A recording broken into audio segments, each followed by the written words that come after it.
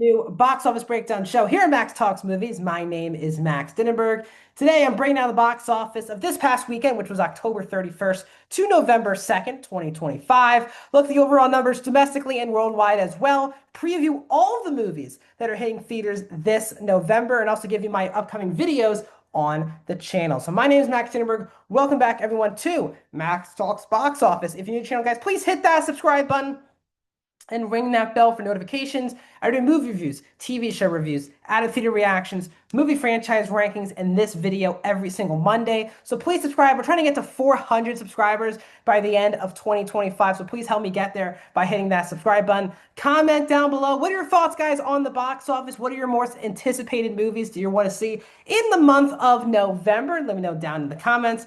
And also, guys, please hit that thumbs up button. So I actually want to start, before we get into the actual numbers this year, I want to start with the biggest box office headline that happened this weekend, which obviously this was the last box office weekend in the month of October, technically, because the weekend started on the 31st of October. And the statistic is gone viral, which was that this month's October box office was the worst in 27 years and in the bottom five ever in the month of October. And a lot of people, I think, were shocked to hear how low the numbers were. And I have thoughts on why the box office was not great in the month of October. I saw, let's count how many movies I saw in theaters. One, two, three, four, five, six, seven, eight, nine. I saw nine movies in the month of October. And I'll say this, I thought some good movies that came out this month. I really liked Roofman, loved Roofman. Black Phone 2, I thought was very good. I was a big fan of Good Fortune. Other than that, though, there, I'm very passionate about Roofman, but other than that, you're not really seeing many people that were passionate about any of these movies that hit theaters this past weekend. Sorry, this past month. And I do think we're at a time now in Hollywood where it has become so expensive to go to the multiplex. And people want, if they're going to spend $15 to $20 going to see a movie, if it's IMAX, if it's Dolby, if it's 3D, if it's Prime, or it's just a regular showing of a movie, they want to spend their money on a good movie. And if they're going in and there's mixed reviews, bad reviews, no passionate, positive reviews, people choose now to stay home. And this month, there were no event movies. I think Tron Ares had the best chance of being an event film, but it seems that Tron is a very niche franchise for Disney, and that did not pay off for them in the month. There have been a lot of awards movies. I'm putting that in quotation marks. A lot of indie awards, art house movies that hit theaters. We were talking about The Smashing Machine, which was The Rock's lowest opening of his career.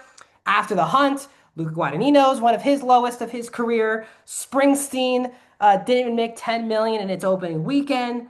Begonia only opening to 5 million. We'll talk about Begonia later here on this breakdown. There were just awards movies that just were a bit, for many people, overhyped, weren't worth seeing in the theaters. Event films that were turned down. And while horror has been a massive hit for movie theaters in 2025, Black Phone 2 was the only real big horror movie that came out. It did good, but it didn't blow off the doors of anything either. So, bad October. November, based on, I'll tell you the movies that are coming out in November, I think will be a significantly better month. We always know that Thanksgiving week, where a movie comes out on Tuesday, this year, that will be Wicked. And then you have that Friday with Zootopia. Big movies hitting theaters in November. You have Avatar in December. I think we're going to be okay from a box office perspective. But yes, it is definitely nerve-wracking that here we are, 2 months left in the year. There's $1 billion movie from the United States. October was a rough month. So let's see if November will eventually pick things up. But before we get on to November and look ahead, let's check out the final box office weekend, which was the first weekend in a while where there was no movie that made $10 million or more. A shocking number. The difference between one and two one and number two spots on this list this week is $100,000. So Regretting You got the number one spot for the first time in its run. It did drop 41%, good drop off in its second weekend. 27.5 million for Regretting You from Paramount. So as I said, this movie just edged out the number two movie by $100,000 to get this number one spot. But again, this was not a big hit for Paramount. They were obviously hoping to ride the It Ends With Us train with Colleen Hoover. She has another movie coming out based on one of her books next year, starring Micah Monroe and Tyreek Withers, which I think is a Valentine's Day movie.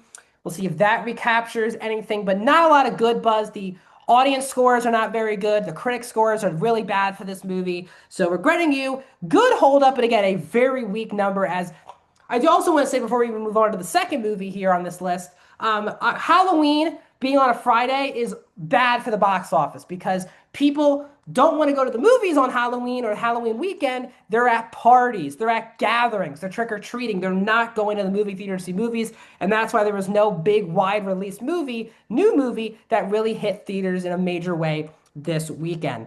Black Phone 2 was edged out of the number one spot, but it's number two in its third weekend, only dropping 38%, 8 million up to 61.4 domestic. It just crossed 100 million worldwide. Right now, though, it is tracking well behind the first Black Phone, which came out June of 2022. So I'll opened $4 million more than that film 3 years ago. Right now, Black Phone 1 made 161 overall, 90 million domestic. Black Phone 2 is sitting at 105 overall and 61 domestic. So it's trailing overall by $56 million and it's trailing its domestic numbers by $30 million. So definitely not what we want. Again, as I talked about it this year, a lot of sequels have gone downhill from the original movie. The whole point of making a sequel is there's more money to be made in a franchise to go up. This Black Phone 2, I think, did go down. It's still a very successful movie with a $30 million budget. This movie made money for Blumhouse and Universal. It just isn't as big of a hit as the first Black Phone. Sorry about that. Chainsaw Man comes in at number three. It's in its second weekend. It did drop 66%, 6.2 million, 30 million domestic. And Anime was the biggest winner at the box office in the month of October, with Demon Slayer and Chainsaw Man making an impact in theaters. The one thing, though, we are seeing with anime films, which is it seems like all the people who want to see the anime movies come opening weekend. Doesn't really seem like if you're not an anime fan or not a fan of these movies, you don't really come out and check out these films based on interest or word of mouth. The second weekend drops are catastrophic for all of these anime movies. So the question for anime movies moving forward is how can we limit the box office drop-offs, and how can we get people who maybe aren't fans of anime to check out this movie based on interest following weekends? A very interesting thing for this genre moving forward. The biggest movie that opened this weekend was Begonia. It was in limited release last week. It finally hit wide release to 2,000 theaters this weekend. It made $4.8 million. It's up to 5.8 overall domestically so far this year. And this is a bomb because Begonia has a whopping $55 million budget, which is a really expensive movie for what this really is. And after watching the movie, I don't really understand where all this money totally went to. Maybe the actors themselves. Obviously, Emma Stone is the biggest name here, but she hasn't been in the most mainstream movies. Yorgos's movies have never done well in the box office, even though, again, Poor Things, The Favorite were Best Picture, heavy awards frontrunners. Emma Stone won an Oscar for Poor Things. These are still not been movies that have done anything in the box office. So it's really shocking Focus Features gave Begonia a $55 million budget, which means it needs to make like 120, 130 to break even. This will be a big money loser for Focus Features. And if it does not do anything in awards season, this will be a major blow to the studio. At number 5 this weekend is Back to the Future. Yes, they did the 40th anniversary re-release for the Halloween weekend.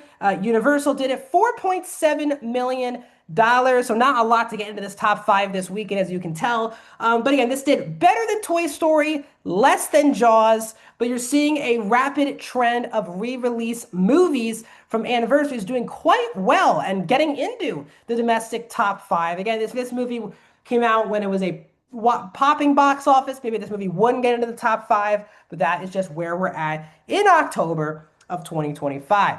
Above my head on the top left, you can figure out, or my top left, the overall numbers domestically so far this year. Minecraft by $200,000 over Lilo and Stitch. Superman at 3, Jurassic World Rebirth at 4, Sinners at 5, Fantastic Four First Steps at 6. That movie, by the way, will be on Disney Plus this Wednesday. How to Train Your Dragon at 7, Captain America Brave New World at 8, Mission Impossible Final Reckoning at 9, Thunderbolts is at number 10. Looking at the overall worldwide numbers so far this year, Lilo and Stitch, the only American movie to be in the $1 billion club this year. It's at number 2, Minecraft at 3, Jurassic World Rebirth at 4, Demon Slayer 5, How to Train Your Dragon at 6, F1 the movie at 7, Superman is at 8, Mission Impossible The Final Reckoning at 9, The Fantastic Four First Steps is at 10, $30 million up on the number 11 spot, which as of now is Conjuring The Last Rites. Let's move on. Let's now preview the upcoming movies that are hitting theaters in November of 2025. Hitting theaters this weekend, the big release is Predator: Badlands. Predator has been resurrected really on Hulu from Dan Trachtenberg with Prey and Killer of Killers. But we'll see if the Predator franchise is really back with a first theatrical film in 7 years. So we'll see if Predator is indeed back, the Alien tie-ins. We'll see if Predator is indeed back as a major franchise in Hollywood. Nuremberg is another awards hopeful that's hitting theaters in limited release. That's starring Russell Crowe and Rami Malek. Die My Love is also another film that's hitting limited release. That's the film starring Jennifer Lawrence and Robert Pattinson. And Christie, the true story of Christy Martin starring Sydney Sweeney, is also hitting limited release. So some awards hopefuls trying to do some damage in the limited theatrical box office window. Next weekend, which is November 14th, we have The Running Man hitting theaters. The third Now You See Me film, Now You See Me, Now You Don't, is also hitting theaters that weekend, as well as the third Osgood Perkins horror movie. Obviously, his first two films was Longlegs last year, and earlier this year's The Monkey. His next film is also releasing on the 14th called Keeper. That's hitting theaters on November 14th. Let's get to the big down. November 21st. We have hitting theaters, which is a Friday before Thanksgiving, Wicked for Good. The first film was a massive success. We will see if the much-anticipated sequel does awesome as well. Also hitting theaters on the 21st. Sisu 2, Road to Revenge. Very underrated foreign action franchise. We'll see if that does well. And also Rental Family will be hitting limited release. That's another awards hopeful starring Brendan Fraser. For the holidays, on Wednesday the 26th, releasing the day before Thanksgiving, you have Zootopia 2, which again, the first film was a massive success, but that was nearly 10 years ago. Disney's really betting on that being a possible billion-dollar movie. And then A24 has one of their biggest releases of the year, Eternity, starring Elizabeth Olsen, Miles Teller, and Callum Turner. And that is all that is hitting theaters. A massive, and I think to say, important box office month after a horrifically bad October. We'll see if Hollywood can get back on track. Thanks, guys, for the long video today. Please hit that like button, subscribe to my YouTube channel, and I'll see you guys in another video very soon.